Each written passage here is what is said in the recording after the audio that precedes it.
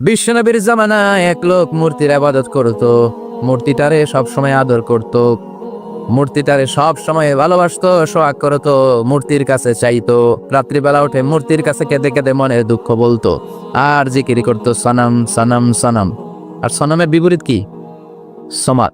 একদিন তার প্রিয় মূর্তিটাকে রেখে, তার কল্পিত খোদাটাকে রেখে সে বাজারে গেল। বাজার থেকে এসে দেখে তার মূর্তি গোসল করে দাঁড়ায় আছে, উপরে পানি, গোসল করা পানি। He thought it is the water of mercy and বারাকা। সে ভাবলো যেহেতু আমার খোদার গায়ের পানি, এটা রহমতের পানি হবে। কথা বলেন, খোদায় যদি গোসল করে খারাপ পানি দিয়ে করবে নাকি? কথা কয় না, এটা অনেক দামি পানি হবে, এটা নিশ্চয়ই বরকতের পানি হবে। He thought it is the water of mercy and blessings and water of rahma। সে ভাবলো এটা রহমতের পানি, এই পানিকে তো এমনি মিস করা যায় না। যত রোগ আছে সব রোগের নিয়তে এখনই খাওয়া শুরু করে দেই। জিব্বা দিয়ে চাটতে শুরু করেছে। Started to suck it, the water of baraka. When he started to suck it, he found the taste is little bit weird. The taste is bitter. স্বাদটা একটু কটা কটা লাগে, লোনা লোনা লাগে, টক টক লাগে। বাট সে মনে মনে ভাবে এটা তো রহমতের পানি, it should be sweeter. এটা তো মিষ্টি হওয়ার কথা। কি হওয়ার কথা? It should be sweeter, but it is bitter. স্বাদটা কেমন টক টক, কটা কটা, লোনা লোনা, লবণ লবণ লাগে। ঘটনা কি? রহমতের পানি, খোদার গায়ের পানি, এটা কটা হবে কেন? খুঁজতে লাগলো কোনো কিছু ঘটছে কিনা। আশেপাশে তাকায় দেখে হাদিসে এসেছে সালাবান। সালাব মানে কি কে জানে? কুত্তা না, খ্যাকশিয়াল। আসলে কি? খ্যাকশিয়াল। আমরা বলে ফেলি যে কুকুর, আসলে দুইটা কুকুর সে দেখতে পেল, আর দেখলো এখনো রহমতের পানি পড়তেছে জায়গা দিয়ে রহমতের পানি ইজ ড্রপিং ডাউন, পানি পড়ছে এখনো। বুঝতে আর বাকি রইল না আসলে এটা রহমতের পানি না, এটা গজবের পানি। কথা বলেন, রেগে মেগে আগুন। ঘটনা কি? এতদিন ভাবতাম খোদা, এখন দেই হুদা। রাতের ঘুম নষ্ট করে কত রাত কেঁদেছি, কত রাত মনের কথাগুলো তাকে আমি বলেছি, এখন দেহি হুদা। আগে ভাবতাম খোদা, আসলে তো এইটা আমার কিচ্ছু করতে পারবে না, এটার এখন সাইজ করার সময় আসছে। কথা কন। মূর্তিটাকে নিয়ে জমিনের মধ্যে আছড়াতে শুরু করলো, ভাঙতে ভাঙতে হাত আলাদা করলো, খোদার হাত পা সব আলাদা করে ফেলছে। খোদারে মাইরা সাইজ করে তুরজা করে ফেলাইছে। হাত পা, খোদার হাত পা নিয়ে বিশ্বনবীর কাছে চলে গিয়েছে, যে বলে আব্দুল্লাহর বেটা মুহাম্মদ, বড্ড ভুলের ভেতরে আমি ছিলাম। এই নাম কল্পিত খোদা, এই মূর্তি আমারে কিছু করতে পারবে না। যে নিজেকে খ্যাকশিয়ালের পেশাব থেকে নিজের দেহটারে বাঁচাতে পারে না, এই খ্যাকশিয়ালের পেশাব থেকে যে নিজের রক্ষা করতে পারলো না, সে কিয়ামতের দিন কঠিন মুসিবতের কালে জাহান্নামের আগুন থেকে আমারে কেমনে বাঁচাবে? আমি আর এই কল্পিত খোদার ইবাদত করতে চাই না। আপনি আমাকে শাহাদা পড়িয়ে দেন। কি পড়িয়ে দেন? ঝিনুকের ভেতর লুকিয়ে থাকে যেমন মতি, ঝিনুকের ভেতর লুকিয়ে থাকে যেমন মতি, কালমা শাহাদাতে আছে আল্লাহর জ্যোতি, কালমা শাহাদাতে আছে আল্লাহর জ্যোতি। পড়েন সবাই। ঝিনুকের ভেতর লুকিয়ে থাকে যেমন মতি, ঝিনুকের ভেতর লুকিয়ে থাকে যেমন মতি, কালমা শাহাদাতে আছে আল্লাহর জ্যোতি, কালমা শাহাদাতে আছে আল্লাহর জ্যোতি। পড়েন আল্লাহু আকবার। এসে বলে আব্দুল্লাহর বেটা মুহাম্মদ, আর আমি এই কল্পিত মূর্তির ইবাদত করতে চাই না, আমারে পড়িয়ে দেন লা ইলাহা ইল্লাল্লাহু মুহাম্মাদুর রাসূলুল্লাহ সাল্লাল্লাহু আলাইহি ওয়াসাল্লাম। কালিমা পড়ে মুসলমান হয়ে গিয়েছে। তার মানে এই সূরার আরেকটা নাম হচ্ছে সূরাতুস সামাদ। তিনটা নাম আমরা শিখলাম এই সূরার। প্রথমে শিখেছি সূরাতুত তাওহীদ, 2 নম্বরে শিখেছি সূরাতুল মারিফা, 3 নম্বরে শিখেছি সূরাতুস সামাদ। এই সূরাটা অনেক ফজিলতপূর্ণ সূরা। বিশ্বনবী এই সূরাটাকে বড্ড বেশি ভালোবাসতেন। বিশ্বনবী সাল্লাল্লাহু আলাইহি ওয়াসাল্লাম ফজরের যে 2 রাকাত সুন্নাত, মাগরিবের যে 2 রাকাত সুন্নাত, এই সুন্নাত নামাজে এই সূরাটা পড়তেন। জোরে পড়েন সুবহানাল্লাহ। আবার যারা হজ উমরা করতে গিয়েছেন, তাওয়াফ করা লাগে, ফরজ তাওয়াফ আছে, নফল তাওয়াফ আছে, 7টা টার্ন করা লাগে। হাজরে আসওয়াদ থেকে শুরু করে আবার হাজরে আসওয়াদ পর্যন্ত 1 চক্কর, এরকম 7টা চক্কর দিলে হয় একটা তাওয়াফ। সব নবীরা সব আল্লাহর ওলিরা, পৃথিবীর সব মুসলমানরা আল্লাহর এই ঘরকে কেন্দ্র করে প্রতিদিন তাওয়াফ করে, কোন সুবহানাল্লাহ। এবং তাওয়াফের এই ইবাদতটা পৃথিবীর শুধু ওই এক জায়গায় করা যায়। নামাজ পৃথিবীর সব জায়গায় পড়া যায়, ঠিক কিনা? মসজিদুল হারামেও পড়া যায়, বাংলাদেশেও পড়া যায়। জিকির আল্লাহর ঘরেও করা যায়, এখানেও করা যায়। দান ওখানেও করা যায়, এখানেও করা যায়। কিন্তু তাওয়াফের মতো ইবাদত, এটা কি সব জায়গায় করা যায়? নাগাইশে তাওয়াফ করতে পারবেন? সিঙ্গাপুরে পারবেন? আমেরিকায় পারা যাবে? পারা যাবে কোথায়? আল্লাহর ঘরকে কেন্দ্র করে মক্কাতুল মুকাররমাতে প্রতিদিন আল্লাহর ঘরের উপর 120টা রহমত নাজিল হয়। 60 আলি তাইফিন, তার মধ্য থেকে 60টা রহমত হচ্ছে যারা আল্লাহর ঘরকে তাওয়াফ করে তাদের জন্য। 40 আলিল মুসাল্লিন, 40টা হচ্ছে যারা আল্লাহর ঘরের সামনে নামাজ পড়ে তাদের জন্য। 40 আর 60 মিলে 100, বাকি রইল কয়টা? বলে 20 আলিন নাযিরিনা ইলাল কাবা, বাকি 20টা রহমত যারা নামাজ পড়ে না, তাওয়াফ করে না, শুধু আল্লাহর ঘরের গিলাফের দিকে তাকিয়ে থাকে, তাদের উপর 20টা রহমত। বিষ্ণু ইসা ইসলাম তাওয়াফ করার পরে 2 রাকাত নামাজ পড়তে হয়। এই 2 রাকাত নামাজের দ্বিতীয় রাকাতে সূরাতুল ইখলাস পড়তেন, প্রথম রাকাতে পড়তেন সূরাতুল কাফিরুন। তাওয়াফের সালাতে প্রথম রাকাতে কোন সূরা? সূরাতুল কাফিরুন। দ্বিতীয় রাকাতে সূরাতুল ইখলাস বিষ্ণুই পড়তেন। আবার বিতরের সালাতের শেষ রাকাতে বিষ্ণুই পড়তেন সূরাতুল ইখলাস। বিতরের সালাত করবেন কয় রাকাত? প্রথমে 2 রাকাত, তারপরে সালাম ফিরিয়ে আবার 1 রাকাত। এইটা সবচেয়ে সহি পদ্ধতি। আবার মাঝে মাঝে বিশ্বনবী 3 রাকাত একসাথে পড়তেন, বসতেন শুধু শেষ বৈঠকে, এটাও ঠিক আছে। আবার আমরা যেটা পড়ি বাংলাদেশে, এটারও দলিল আছে, তবে আম দলিল, এটার খাস দলিল নাই, স্পেসিফিক দলিল নাই। বিষ্ণু বলেছেন তোমরা বিতরের নামাজকে মাগরিবের নামাজ থেকে আলাদা করে পড়ো। আমরা সেটাও করি, কারণ মাগরিবের নামাজে আমরা 3 রাকাতের পরে এরকম আল্লাহু আকবার বলে হাত উঠাই, তা আলাদা হয়েছে না? আবার আমরা আল্লাহুম্মা ইন্না নাস্তাইনুকা পড়ি, এটা কি মাগরিবের নামাজে পড়ি নাকি? তাহলে পার্থক্য আছে না নাই? তবে প্রথম 2টা বেশি শক্তিশালী। রাতে 2 করে নামাজ পড়বেন, সবশেষে আপনি 1 রাকাত পড়বেন। বিষ্ণু বলেছেন ইজআলু আখিরা সালাতিকুম ফিল লাইলি বিতরা, তোমরা রাতের শেষ নামাজটাতে বিতরের নামাজ বানিয়ে দিও। সুবহানাল্লাহ পড়েন। এই জন্য যাদের তাহাজ্জুদের অভ্যাস আছে, তাহাজ্জুদের পরে পড়া সুন্নাত। যাদের তাহাজ্জুদের অভ্যাস নাই, আশার সালাতের পরে পড়ে ফেলবেন। ইন্নাল্লাহা বিতরুন ইউহিব্বুল বিতরা, আল্লাহ নিজে বেজোর, তাই বেজোরকে তিনি পছন্দ করেন। এজন্য দিনের নামাজ, রাতের নামাজ সবই বেজোর। সারাদিন যা পড়লেন, মাগরিবের 3 রাকাত পড়ার মধ্য দিয়ে সব বেজোর হয়ে যায়। আবার রাতে 4 রাকাত, 2 রাকাত করে যত নামাজ পড়লেন, শেষে 1 রাকাত বেতের দিয়ে বা 3 রাকাত বেতের দিয়ে সব বেজোর হয়ে যায়। এই 3 রাকাত বেতের নামাজের সর্বশেষ রাকাতে বিষ্ণুনবী ছোট্ট সূরাটা পড়তেন। সুবহানাল্লাহ পড়বেন না? এই আমলগুলো করতে রাজি আছেন তো? মনে থাকবে সবার? আবার বিষ্ণুনবী বলতেন সূরাতুল ইখলাস সাধারণ সূরা না, এটা সুলুসুল কোরআন, 1/3 অফ দা বুক। কোরআনের 3 ভাগের 1 ভাগ। কোরআন 30 পারা। এই সূরা একবার তেলাওয়াত করলে 10 পারার সওয়াব হয়ে যায়। 2 বারে পড়লে 20 পারার সওয়াব হয়ে যায়। 3 বারে পড়লে 30 পারার সওয়াব হয়ে যায়। পড়েন সুবহানাল্লাহ। 1/3 এই পুরো কিতাবের 1/3, 1/3 অফ দা বুক সুলুসুল কোরআন। একবার পড়লে 10 পারা, 2 বার পড়লে, 3 বার পড়লে 30 পারা। অনেক মুহাদ্দিসিন এবং মুফাসসিরিনরা বলে না, সুলুসুল কোরআন 1/3 অফ দা বুক দিয়ে বিশ্বনবী এটা বুঝায় নাই। বিশ্বনবী বুঝিয়েছে অন্য একটা জিনিস। সেটা কি? সেটা হচ্ছে পুরো 30 পারা কোরআনের কথাকে যদি আমাকে 3 শব্দে আপনি আমাকে বলতে বলেন যে হুজুর পুরো 30 পারায় আল্লাহ কি বলেছে, আমি বলবো তাওহীদ, রিসালাত, আখিরাত। এই 3টা কথা পুরো 30 পারা কোরআনের ভেতরে আল্লাহ তাআলা আমাদেরকে বলেছেন। তাই কোরআনের যে সূরারই তাফসীর আমি করি না কেন, সেখানে হয় তাওহীদ, নয় রিসালাত, নয় আখিরাতের কথা সেখানে আছে না নাই? এজন্য পুরো কোরআনের শিক্ষাটাকে প্রেসাইজ করলে, কনসাইজ করলে 3টা শব্দ দাঁড়ায়, তাওহীদ, রিসালাত, আখিরাত। যেহেতু সূরাতুল ইখলাসের ভেতরে তাওহীদের কথা আছে, তার মানে 3 ভাগের 1 ভাগ কথা আছে না নাই? সুবহানাল্লাহ পড়েন। সুলুসুল কোরআন 1/3 অফ দা বুক। একবার পড়লে 10 পারা, 2 বার পড়লে 20 পারা, 3 বার পড়লে পুরো কোরআনের খতম। কিংবা যে 3টা মেসেজ আল্লাহ দিতে চেয়েছেন পুরো কোরআন দিয়ে, তার একটা এই সূরার ভেতরে আছে না নাই? চিল্লায় বলেন। আবার বিশ্বনবী মদিনাতে হিজরতের আগে কোবা পল্লীতে মসজিদ বানালেন, মসজিদে কোবা। হজ করতে গেলে, উমরা করতে গেলে লোকজন এই মসজিদটাতে বড্ড ভিড় করে, কারণ বিশ্বনবী প্রতি শনিবার, প্রতি সপ্তাহের শনিবার এই মসজিদে যেতেন। কি বার? কথা বলেন। এজন্য মদিনাতে গেলে শনিবারে জিয়ারাত করা সুন্নাত। প্রতি শনিবারে বিশ্বনবী মসজিদে নববী থেকে হেঁটে হেঁটে হেঁটে হেঁটে এই মসজিদে কোবায় যেতেন।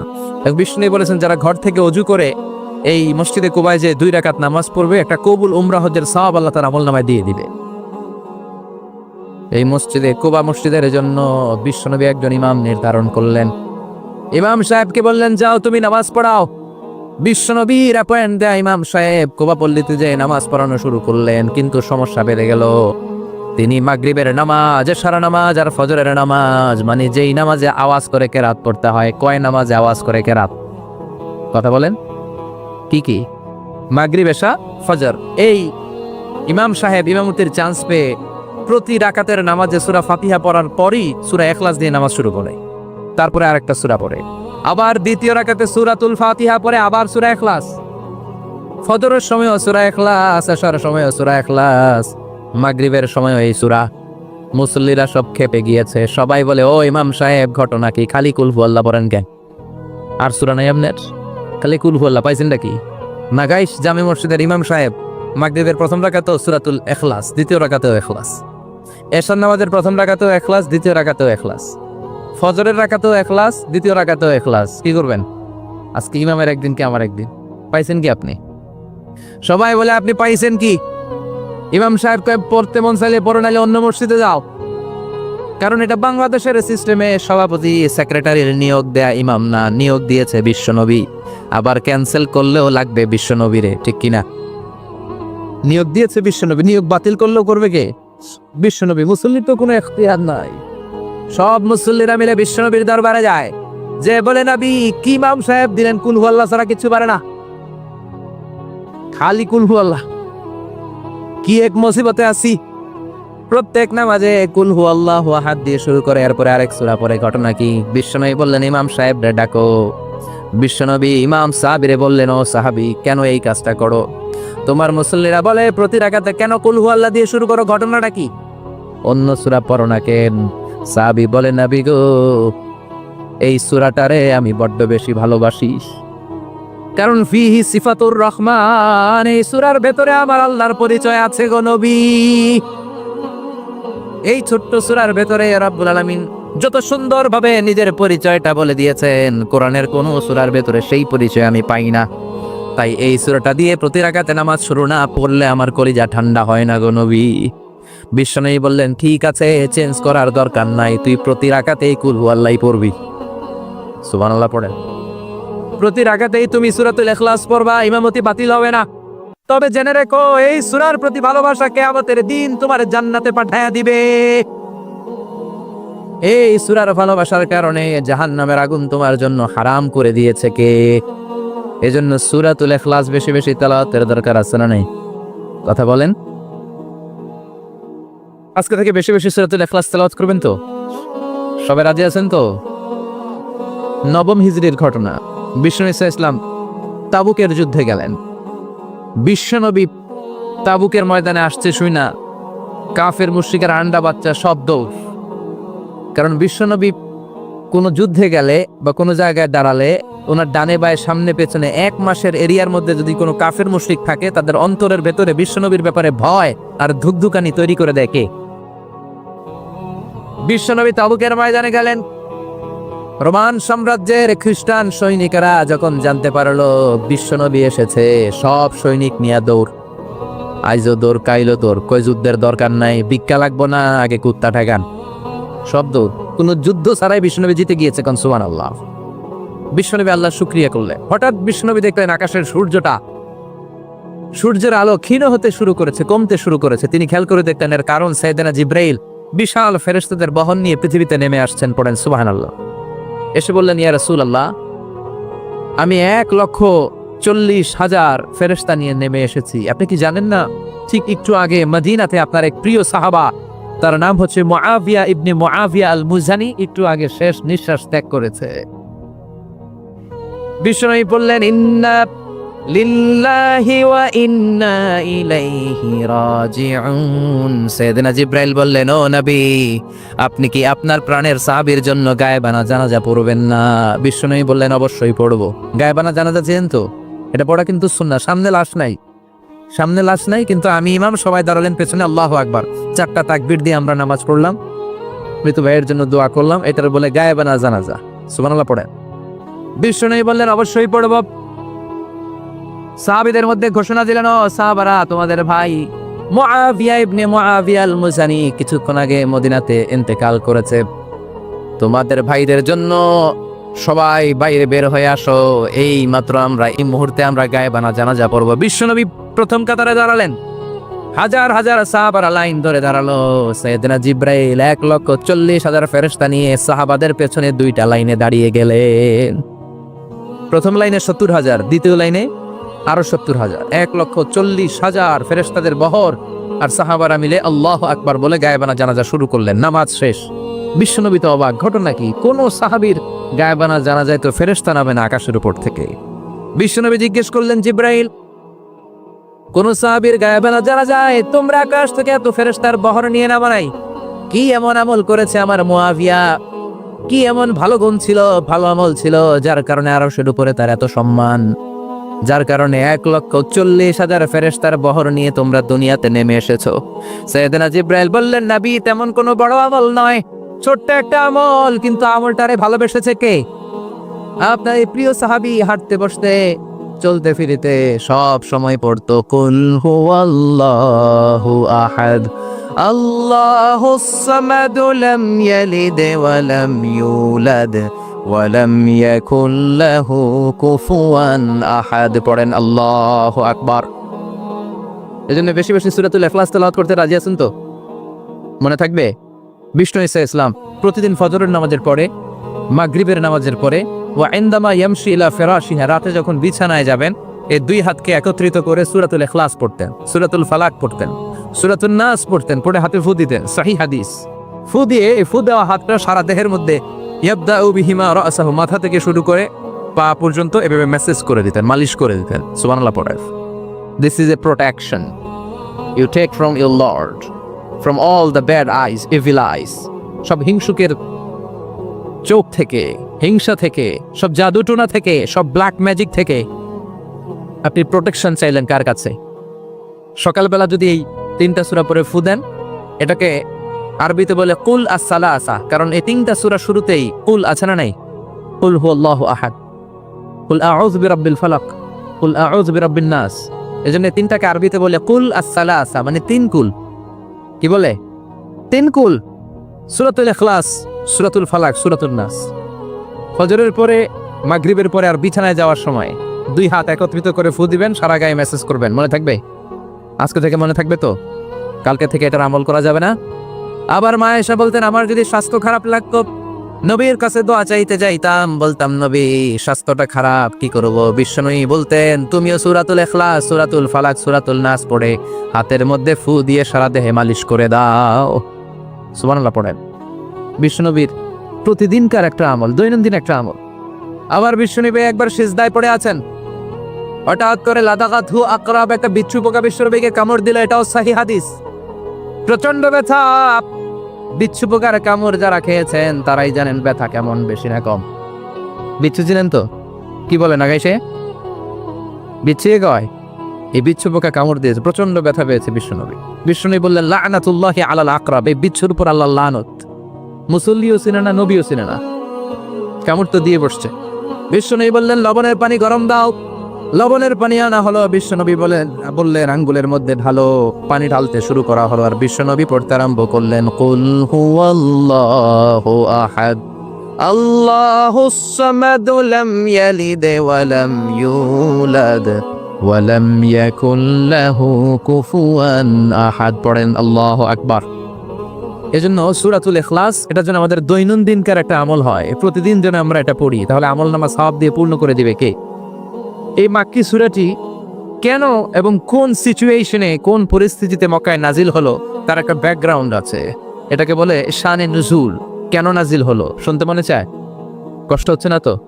আবার তো নাকি কঠিন হচ্ছে না, সহজ, আন্ডারস্ট্যান্ডেবল, বোধগম্য হচ্ছে? বোঝা যায় না? বোঝা যায়? আলহামদুলিল্লাহ পড়ে। মক্কার লোকেরা এসে বিশ্বনবীরে ধরলো, ইয়া মুহাম্মদ বাইয়িন লানা সাল্লাল্লাহু আলাইহি ওয়াসাল্লাম বাইয়িন লানা নাসাবা রাব্বিক। ও আব্দুল্লাহর বেটা মুহাম্মদ, তোমার রবের নসবনামা বর্ণনা করো। কি নামা? কথা কন। নসবনামা বুঝেন তো? কি না?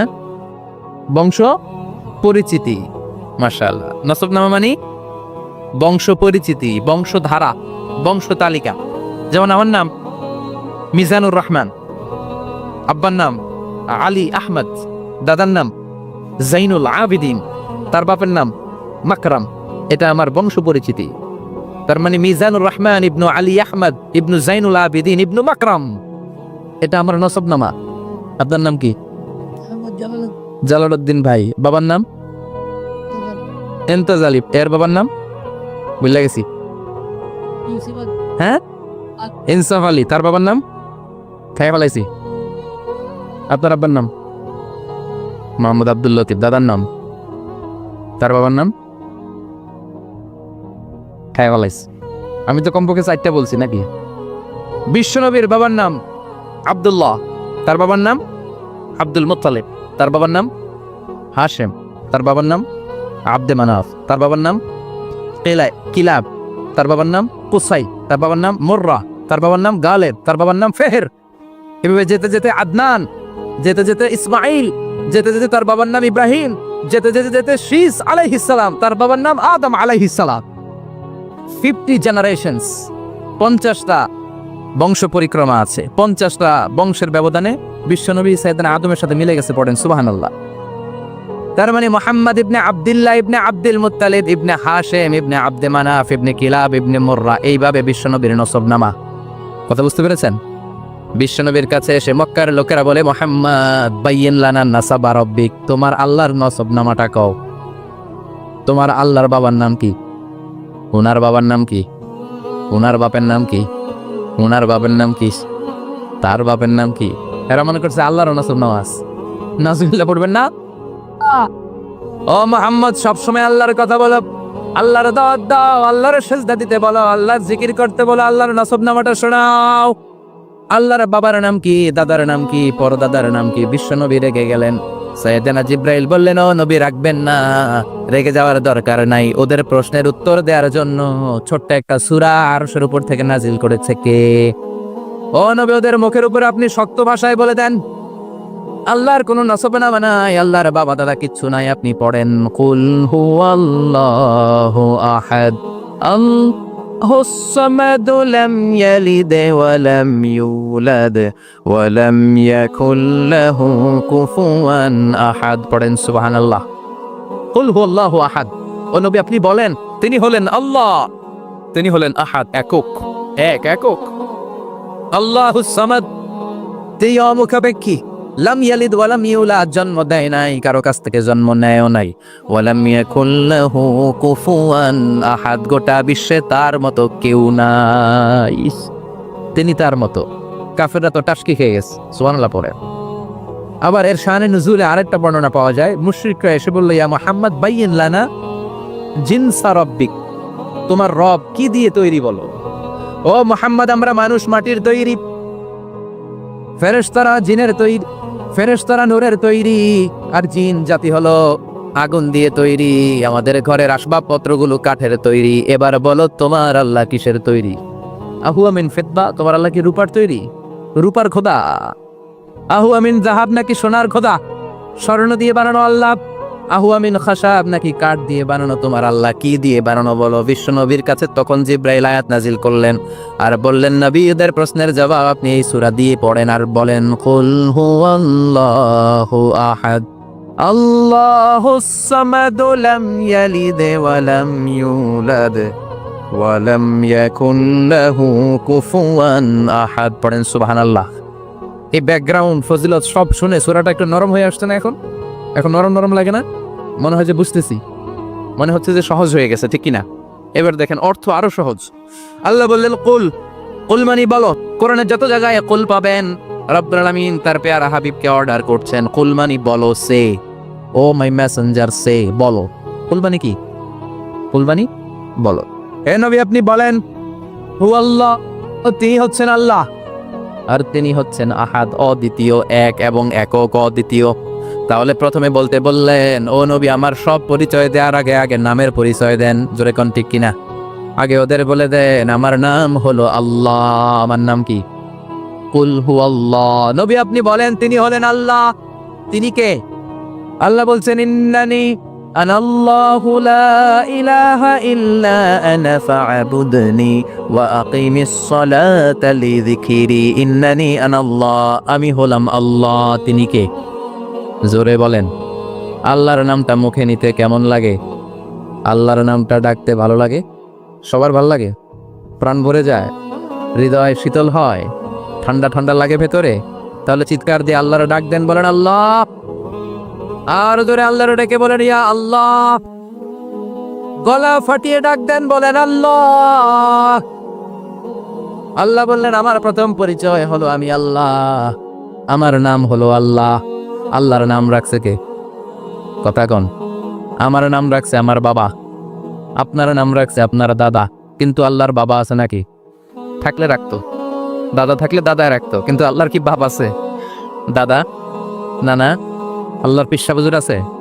অনেকের নাম পিসা হুজুরে রাখে, আছে না নাই? দোয়ার জন্য, হুজুর আমি আপনার মরিদ হুজুর, আমার একটা ছেলে হয়েছে, আপনার নাম রাখা দেন। পরে বলে যে পিসা হুজুরের নাম রাখছিল, নাগাইশের পিসাব মোস্তাক ফয়জি সাহেব নাম রাখছিল আমার ছেলের, আছে না নাই? আল্লাহর এরকম পিস সাহেব আছে নাকি? আল্লাহর দাদা বাবা আছে নাকি? এজন্য আল্লাহ বলেন আমার নামটা আমি আল্লাহ নিজেই রেখেছি। পড়েন সুবহানাল্লাহ। আবার এই পৃথিবীতে আল্লাহ ছাড়া আর কারো নাম কোনোদিন আপনি আল্লাহ শুনেছেন নাকি? শুনে থাকলে হাত তোলেন। শুনছেন? বাংলাদেশে কত মানুষ? 16 কোটি, 17 কোটি, 18 কোটি? কইতে থাকেন 20 কোটি নিয়ে যান এমনি। আসলে কয় কোটি? 18 কোটি মনে হয় বর্তমানে। 16 কোটি তো অনেক আগের হিসাব। 18 কোটি মানুষ এই দেশে। এই 18 কোটি মানুষের মধ্যে কারো নাম আল্লাহ শুনছেন? কথা কন। আমেরিকাতে, এত বড় মহাদেশ, পুরো আমেরিকায় কারো নাম আল্লাহ? গোটা বিশ্বে আরেকজনের নাম আল্লাহ আছে? এমনকি ফেরাউন, সেও নিজের আল্লাহ বলে নাই। ফেরাউনের মতো এত কুখ্যাত ইন্টারন্যাশনাল সন্ত্রাসী হাসে। ফেরাউন ইন্টারন্যাশনাল কুখ্যাত সন্ত্রাসী না? সে কুখ্যাত সন্ত্রাস। এই সন্ত্রাসীটাও, খেয়াল রাখবেন, নবীদের সাথে যারা বিরোধিতা করেছে তারা সন্ত্রাস, আর নবীরা ছিল মুজাহিদ। চিল্লায় বলেন ঠিক কিনা? তার মানে বিশ্বনবী ছিলেন মুজাহিদ। এবার সন্ত্রাসীটার নাম বলেন। আবু জাহেল। মুসা আলাইহিস সালাম ছিলেন মুজাহিদ, তাহলে সন্ত্রাসটার নাম বলেন। ইব্রাহিম আলাইহিস সালাম ছিলেন মুজাহিদ, তাহলে সন্ত্রাসটার নাম বলেন।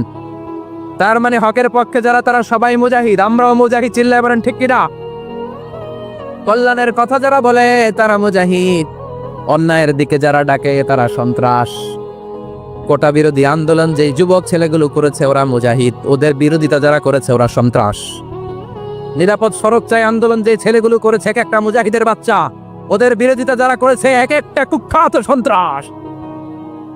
এজন্য হকের পক্ষে যারা থাকবে, ইসলামের পক্ষে যারা থাকবে, ন্যায় নীতি সাম্যের পক্ষে যারা থাকবে তারা মুজাহিদ। বাই ডিফল্ট এগুলো মুজাহিদ। চিল্লায় বলেন ঠিক কিনা? আর বিরোধিতা যারা করবে সন্ত্রাস, কুখ্যাত ইন্টারন্যাশনাল সন্ত্রাস। ফেরাউনও তার নাম আল্লাহ রাখে নাই, সে তার নাম দিছিল আমি তোমাদের বড় রব। কি দিছিল? فحشر فنادى فقال انا ربكم الاعلى। বিশাল একটা গ্যাদারিং করে সবার সামনে কয় আমি বড় খোদা। আমি কি? আমি বড় খোদা, রব্বুকুমুল আ'লা, তোগো বড় রব, কিন্তু আমি আল্লাহ। এটা কইছে? কথা বলেন। তার মানে আল্লাহ এক পিস। আল্লাহর সত্তাটা শুধু একজন, মহাবিশ্বের নিয়ন্ত্রণকারী একজন, বিপদে আপদে সাহায্য করতে পারেন একজন, গোটা ইউনিভার্সটাকে, এই বসুন্ধরাকে, এই মহাবিশ্বটাকে দূর থেকে নিয়ন্ত্রণ করেন একজন। তিনি কে? এজন্য আল্লাহ বলেন গোলাম আমারে আল্লাহ বলে ডাকো কিংবা রহমান বলে ডাকো, কোনো সমস্যা নাই। সুবহানাল্লাহ। قل ادعوا الله أو ادعوا الرحمن أيما تدعوا فله الأسماء الحسنى। আমারে আল্লাহ বলে ডাকো কিংবা রহমান বলে ডাকো, আমি কিন্তু মাইন্ড করি না। আল্লাহ মাইন্ড করে? কথা কোন? ওনারে আল্লাহ বললেও উনি খুশি, ওনারে রহমান ডাকলেও ওনার অনেকগুলো সুন্দর সুন্দর নাম আছে। তাহলে বোঝা গেল আল্লাহ হচ্ছে ওনার জাতি নাম। কি নাম? কথা বলেন। আরো সিফাতি নাম আছে, সুন্দর সুন্দর আরো 99টা নাম আছে না নাই? বিশ্বনবী বলেন ইন্নালিল্লাহি 99 ইসমা। আল্লাহ নাম ছাড়া আল্লাহর আরো 99টা চমৎকার চমৎকার নাম আছে। মান আহসাহা দাখালাল জান্নাহ। যেই নামগুলো সিনার ভিতরে রাখবে জাহান্নামের আগুন তার জন্য হারাম করে দিবে কে?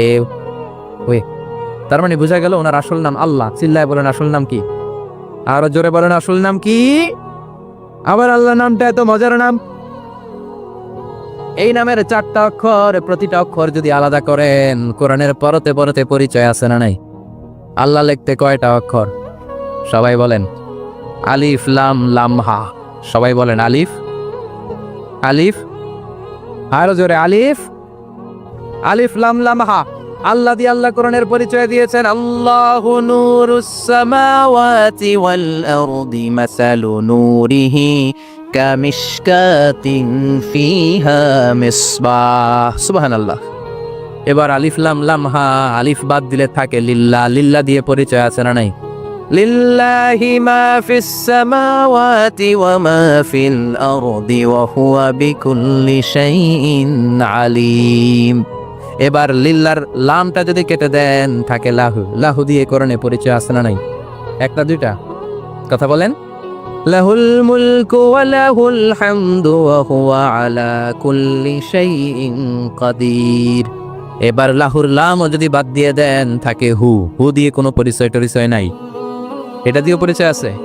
পড়েন হুয়াল্লাহুল্লাযী লা ইলাহা ইল্লাহু আলিমুল গায়বি ওয়াশ শাহাদাতি হুয়ার রহমানুর রহিম। চিল্লায় পড়েন আল্লাহু আকবার। আর জোরে আল্লাহু আকবার। আবার এই নামটা এমন নাম যে নাম আমরা বিপদে পড়লে জপি। পেটে ব্যথা হলে ডাকি কারে? ডায়রিয়া হইলে ডাকি কারে? তুফান ছুটলে ডাকি কারে? ভূমিকম্পে ডাকি কারে? বন্যা শুরু হইলে ডাকি কারে? ফাইযা রাকিবু ফিল ফুলকি দা'উল্লাহা মুখলিসিনা লাহুদ্দীন ফালাম্মা নাজ্জাহুম ইলাল বাররি ইযা হুম ইউশরিকুন। আল্লাহ বলে আমার কিছু গোলাম আছে সাগরের মাঝখানে যদি তুফানে পড়ে আমারে ডাকে, তুফান চলে গেলে আমারে গালি দেয়। এরকম ডাকাইতাছে না নাই? সবসময় ডাকতে হবে কারে? বিপদে আপদে, সকালে বিকালে, শীতকালে গ্রীষ্মকালে জিকির হবে একজনের নামে। চিল্লায় বলেন তিনি কে? আবার আল্লাহ নামটা এমন নাম এটার বহুবচন হয় না। হয় নাকি? দ্বিবচন হয় না, স্ত্রীলিঙ্গ হয় না? হয়। আল্লাহর স্ত্রীলিঙ্গ আছে, বহুবচন আছে, কিন্তু ঈশ্বরের স্ত্রীলিঙ্গ আছে না নাই? কথা কন কি? ঈশ্বরী। ভগবানের, আপনাদের এখানে আসার সময় মনে হয় দেখলাম ভগবান হাই স্কুল বা ভগবান প্রাথমিক বিদ্যালয় ব্রাহ্মণপাড়া। কি নাম? ভগবান হাই স্কুল। ভগবতী নাই? নাই। আহা, ওদের ভগবান হয়, ওদের ভগবতী হয়, ওদের গড হয়, ওদের গডেস হয়, ওদের ঈশ্বরী হয়, ওদের ঈশ্বর হয়। আল্লাহর কোনো পরিবর্তন আছে নাকি? চিল্লায় বলেন আল্লাহ একজন, তার কোনো পরিবর্তন নাই। আমরা বললাম আল্লাহ বুঝেছি তোমার অনেক ক্ষমতা, তোমার নামটা বড় মধুর নাম, প্রতিটা অক্ষর আলাদা করলেও পরিচয় পাওয়া যায়। তোমার আসল নাম আল্লাহ, কিন্তু এই যে তুমি আল্লাহ, তুমি কতদিন ধরে আল্লাহ? কতদিন? কবে থেকে আছো? কতদিন থাকবা? প্রশ্ন আসে না নাই? মাঝে মাঝে প্রশ্ন আসে না উনি কয়দিন ধরে আস? কতদিন ধরে ওনার এত ক্ষমতা? কতদিন পর্যন্ত ওনার এই ক্ষমতা কন্টিনিউ করবে? প্রশ্ন হয় না? কথা বলেন। সে উত্তর আল্লাহ দিলেন। আল্লাহ বললেন হুয়াল আউয়ালু ওয়াল আখিরু ওয়াল যাহিরু ওয়াল বাতিন ওয়া হুয়া বিকুল্লি শাইইন আলিম। আল্লাহ বললেন আমি প্রথম, আমি শেষ, আমি প্রকাশ্য, আমি গোপন, সূচনাহীন। অতীতকাল থেকে আমি আল্লাহ আছি, শেষহীন সীমানাহীন ভবিষ্যৎ পর্যন্ত থাকব। তিনি কবে থেকে আছেন? সূচনাহীন অতীত না, প্রথম থেকে না, সূচনাহীন অতীত। ভালো ব্যাখ্যা হচ্ছে সূচনাহীন প্রথম থেকে বলে আল্লাহ এটাই বোঝালেন সূচনাহীন অতীত। এমন অতীত যেটার সূচনা নাই, আবার এমন ভবিষ্যৎ যেটার শেষ। তার মানে প্রথমেও তিনি, শেষেও তিনি, প্রকাশ্যেও তিনি, গোপনেও তিনি। জোরে কোন ঠিক কিনা? একবার রাতের নামাজ, সম্ভবত এশার নামাজ, খুব ছোট্ট করে শেষ করে দিলেন। তো সাহাবারা জিজ্ঞেস করলেন ইয়া রাসূলুল্লাহ, নামাজ তো এত তাড়াহুড়ো করতে আপনাকে কখনো দেখিনি। তিনি বললেন আমি নামাজের মাঝখানে এক ছোট্ট বাচ্চার কান্না শুনেছি। আনাস রাদিয়াল্লাহু বর্ণনা করেন যে কানা রাসূলুল্লাহ সাল্লাল্লাহু আলাইহি ওয়াসাল্লাম ইয়াসমাউ বুকা আস-সাবিয়্যি মা উম্মি। আমি যখন নামাজে ইমামতি করছি পেছনে মহিলাদের কাতারের ওখান থেকে একটা ছোট্ট শিশুর কান্নার আওয়াজ আমার কানে আসলো। দেখেন কি সেন্স। তো আমার মনে হচ্ছিল বাচ্চার কান্নায় পেছনের কাতারে মায়ের বড্ড কষ্ট হচ্ছে, যে মাটা বাচ্চাটাকে নিয়ে এসছে উইমেন প্রেয়ার হলে, তাকে বাচ্চাটাকে ম্যানেজ করতে বা সামলাতে মায়ের বড্ড কষ্ট হয়ে যাচ্ছে আমার মনে হচ্ছে। এজন্য আমি নামাজটা একটু শর্টকাটে শেষ করে দিয়েছি। Could you imagine that? কি নবী আমরা পেয়েছি, কিরকম কনসিডারেট ছিলেন, কতটা সুবিবেচক ছিলেন, অন্যের প্রতি কতটা সহানুভূতিশীল ছিলেন তিনি, অন্যের যাতে কোনো সমস্যা না হয় এটা খেয়াল করতেন। মুআয ইবনে জাবাল রাদিয়াল্লাহু তাআলা আনহুকে মদিনার পাশেই এক মসজিদের ইমাম করে পাঠালেন। উনি ইমামতির দায়িত্ব পেয়ে একবার মাগরিবের নামাজে সূরা বাকারা তেলাওয়াত শুরু করলেন। কোরআনের সবচাইতে ছোট সূরা, তাই না? সূরাতুল বাকারা, হ্যাঁ, সবচেয়ে ছোট সূরা। তো ওনার হয়তো তেলাওয়াত করতে করতে একটা ইমোশন চলে আসছে, উনি তো সুরের ঝংকার দিয়ে তেলাওয়াত করতেছেন। এখন পিছনে যারা মুসল্লি ছিল এরা ছিল সব কৃষিজীবী সাহাবী। এরা কি ছিল? সারা দিন ওট দিয়ে খেজুর গাছে পানি দিয়ে যান যায় কোন রকম ফরজ পেরে যায় ঘুমাইতে হবে। এই সাহাবীরা যখন পিছনে দাঁড়াইছে আর উনি ধরছে কোন সূরা, আওয়াজ করে বলুন না একটু, সূরাতুল বাকারা। এখন ওনারা তো আর থাকতে পারে না, ওনার সাথে থাকতে না পারে এক সাহাবী নামাজ রেখে দিয়ে ডাইরেক্ট রাসূল সাল্লাল্লাহু আলাইহি ওয়াসাল্লামের কাছে, কারণ বড় হুজুর তো আছে মদিনায়, যে বিচার দিছে রাসূলুল্লাহ। দেখেন এমন একজনকে ইমাম করে অ্যাসাইন করেছেন, উনি মাগরিবের সালাতে সূরা বাকারা পড়ে, আর আমরা হচ্ছি কৃষিজীবী শ্রমজীবী সাহাবী, আমাদের তো এত বড় কেরাতের সাথে জয়েন করা সম্ভব না। রাসূল সাল্লাল্লাহু আলাইহি ওয়াসাল্লাম রেগে গেলেন, চেহারাটা আগুনের গোলার মতো লাল হয়ে গেল। মুআয ইবনে জাবাল রাদিয়াল্লাহু তাআলা আনহুকে ডেকে পাঠালেন, ডেকে বললেন, আফাত্তানুন আনতা ইয়া মুআয, আফাত্তান, তুমি কি ফিতনা সৃষ্টি করতেছো? ওখানে পাঠাইছি কমিউনিটির ইউনিটি ধরে রাখার জন্য, তুমি ওখানে যে ফিতনা সৃষ্টি করতেছো। তুমি কি সাব্বিহ ইসমা রাব্বিকাল আ'লা এই সূরা তোমার মুখস্থ নাই? ওয়াদ-দুহা ওয়াল লাইলি ইযা সাজা এটা পারো না? ওয়াশ-শামসি ওয়া দুহাহা এটা মুখস্থ নাই? তো তুমি কেন এই সূরাগুলো দিয়ে নামাজ পড়াও না? কেন পড়াও না? এরপর তিনি বললেন, যখন ইমামতির সুযোগ পাবে, সুযোগ পেয়ে লম্বা কেরাত ধরো না, ছোট্ট কেরাত দিয়ে নামাজ শেষ করো।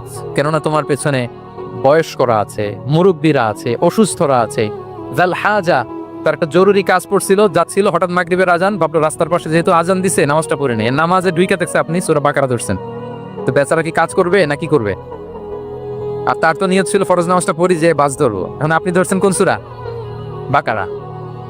দেখেন রাসূল ইসলাম বললেন, যখন ইমামতির চান্স পাবে ছোট সূরা পড়বে, আর যখন তুমি একা পড়বে ফালিউতাউবিল মাশা, যত লম্বা করতে মনে চায় করো, রুকু করো লম্বা, সেজদা করো লম্বা, কেরাত করো লম্বা। রাসূল ইসলাম তো রাতে আধা ঘন্টা 40 মিনিট প্রথম রাকাতে কেরাত পড়তেন, এরপরে আবার 40 মিনিট রুকুতে থাকতেন, রুকু থেকে দাঁড়ায় আবার 40 মিনিট, আবার সেজদায় যেয়ে 40 মিনিট, এরপরে সেজদা থেকে 2 সেজদার মাঝখানে আবার 40 মিনিট, 2 রাকাত দিয়ে এরকম রাত শেষ করে দিচ্ছেন। তো আপনার লম্বা যদি পড়তে মনে চায়, আপনি তো আপনার ব্যক্তিগত নফল সালাতে এভাবে লম্বা করবেন। কিন্তু আমাদের হয়ে গেছে উল্টা, একাকী নামাজ, কোন রকম রুকু সেজদা, এরকম হয়ে গেছে না অনেকটা।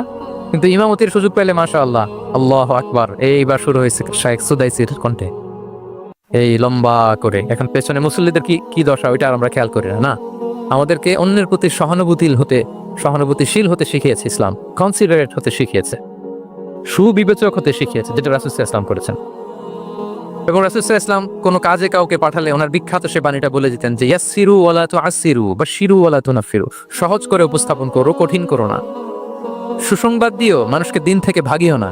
আমরা মানুষকে ভয় দেখাই, আমরা এত কঠিন করে ইসলামকে উপস্থাপন করি, মানুষ বলে আগে যেটা করতাম ওইটাই ভালো। তো আমরা যেন দিনকে কঠিন না করি, আমাদের কোনো অ্যাটিটিউডের কারণে যেন মানুষ ইসলাম থেকে ভেগে না যায়। আরেকটা উদাহরণ দেখুন, একবার মাগরিবের কিংবা এশার নামাজে রাসূল সাল্লাল্লাহু আলাইহি ওয়াসাল্লাম লম্বা সেজদা দিলেন। এত লম্বা সেজদা তিনি কখনো দেন না। নামাজ শেষে সাহাবারা জিজ্ঞেস করলেন, ইয়া রাসূলুল্লাহ, আপনি কি নামাজের মাঝখানে অসুস্থ হয়ে গেলেন নাকি? অথবা কোরআনের আয়াত নাজিল হলো নাকি, ওহী নাজিল হলো নাকি? রাসূল সাল্লাল্লাহু আলাইহি ওয়াসাল্লাম বললেন, কুল্লু যালিকা লাম ইয়াকুন ওয়ালাকিন নাবনি ইরতাহালানি ওয়া কারিহতু আন উআজ্জিলাহু হাত্তা ইয়াকদি হাজাতা। বললেন না, অসুস্থ হই নাই, ওহী নাজিল হয় নাই। আমি যখন সেজদায় গিয়েছি, আমার 2 ছোট নাতি হাসান হোসেন আমার কাঁধের উপরে চেপে বসেছে। যতক্ষণ না ওরা খেলা শেষ না করে নিচে নেমেছে, আমি সেজদায় লুটিয়েছিলাম, নেমেছে এরপরে মাথা উঠিয়েছি। আমার মাথা উঠানোর কারণে ওদের খেলার একটু ডিস্টার্ব হবে, এজন্য আমি আর সেজদা থেকে মাথা উঠাই নাই। সুবহানাল্লাহ পড়বেন না? দেখেন, নাতির খেলার যেন ডিস্টার্ব না হয়। পেছনের মহিলা সারির এক বোনের নামাজের সমস্যা হচ্ছে, এগুলো উনি খেয়াল করতেন, ছোট ছোট বিষয়গুলো উনি খেয়াল করতেন। এটাকে বলে কনসিডারেট মাইন্ডসেট। কি বলে? তাহলে আমরা অন্যের প্রতি যেন সহানুভূতিশীল হই, নাকি শুধু নিজেরটাই দেখবো? অন্যটা দেখার দরকার আছে না নাই বলেন?